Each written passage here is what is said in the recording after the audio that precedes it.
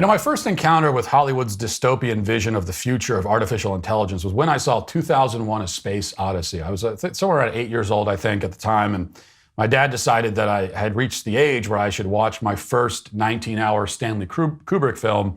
And from what I can remember, there were a lot of lingering shots of stuff floating in space and a lot of lingering shots of people looking at stuff, and a scene at the beginning where Fred Flintstone discovers the wheel or something like that. And I was asleep for most of it, but I do remember, I have seared into my memory the scene where the spaceship's computer program named HAL becomes self-aware and turns against the ship's passengers. Something about the computer's weirdly neutral and yet still sinister tone of voice, its detachment from and resentment towards the humans who created it, has stayed with me, as it did with for many people who watched the film. This vision of the future did not come to fruition by the year 2001, but many people are very worried that we may get there sooner than later. With AI increasing in sophistication more and more each day, could we be rapidly approaching the point where artificial intelligence crosses the Rubicon and develops consciousness and ultimately becomes far more intelligent and far more powerful than the human intelligence that programmed it? The answer to that, I think, is probably not. I don't think we have to worry about these sci-fi scenarios that seem to occupy most people's minds when they consider the horrifying dystopian possibilities of AI. Consciousness, as far as we know, is a biological function. The idea that it could arise out of inanimate matter is fanciful, if not completely incoherent. The fear actually is a product of our culture's materialism, which sees human beings as mere robots already, essentially. We are clumps of matter, clumps of cells, in the pro board's phrase, that just so happen to have accidentally sprouted a mind somehow and consciousness and the capacity to sing songs and tell stories and paint pictures and all the rest of it.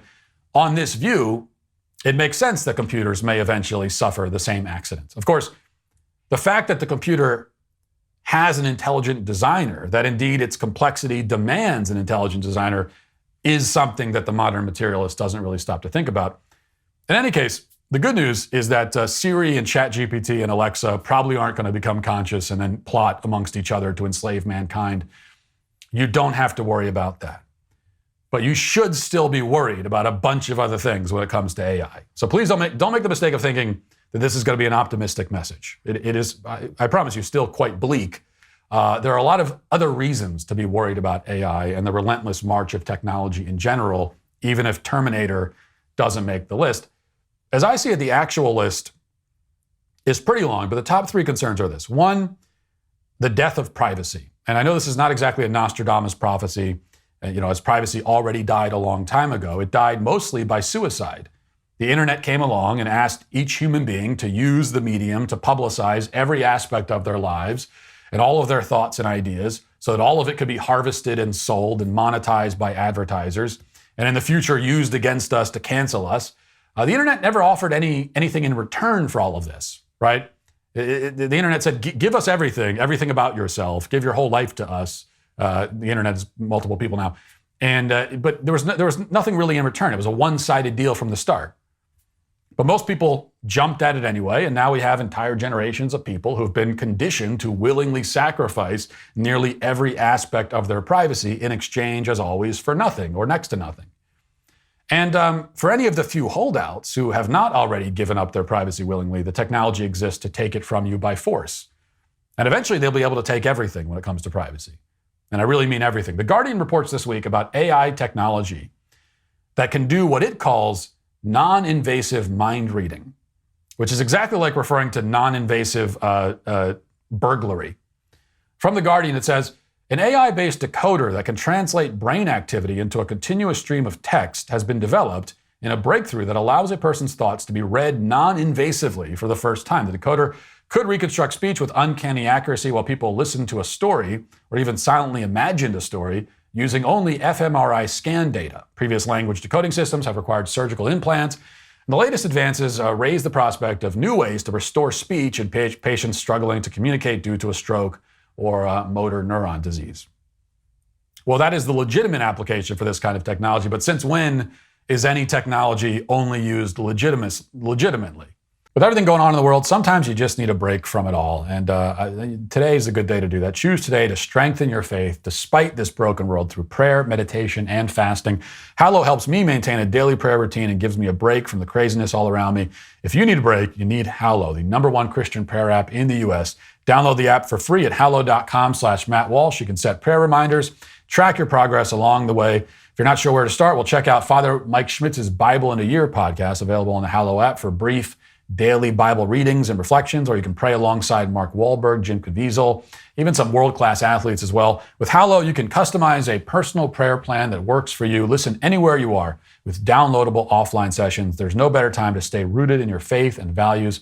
Get an exclusive 3-month free trial at hallow.com/Matt Walsh. That's hallow.com/Matt Walsh. Of course, the most startling possibility is that eventually the government will be able to use mind-reading AI to literally convict us of thought crimes. And that may eventually happen. It probably will happen. But in the meantime, we face something that is only slightly less disturbing, which is that tech companies will be able to use it to advertise to us. Of course, on the other hand, perhaps mind-reading technology is redundant for those purposes. They've already created algorithms that can all but read our minds. Very often people complain that they were talking about something, maybe some product or another, and then they went on their phone and they went on Facebook and an advertisement for that very thing popped up. And we've all had that experience many times. Our assumption is that the phones are listening to us, and that's how they knew what we were talking about. But the reality is a lot worse. Google and Amazon and Facebook, they're not listening to you, or they don't need to anyway, even if they are. They've created algorithms that know you so well. They're so aware of your habits and proclivities that they can make such eerily accurate predictions about your behavior and your buying habits. The only thing more terrifying than technology that can read your mind and tell what you're thinking is technology that can't read your mind, but can still tell what you're thinking. Two, as I've argued in the past, we worry about robots becoming human, but I think we have it exactly backwards. Because the fear should not be that robots will become human, but that humans will become robots. And this, again, is already happening. As for most of us, our phones are like appendages. We can't function without them. But the ultimate goal is transhumanism. A future where man and machine have melded together, where our human capacities have, according to the transhumanists, become enhanced, quote unquote, by technology, which has been surgically or in some other way fused with our physical bodies. Just as with the mind-reading tech, there is a very limited application for this kind of technology that might be good and valid.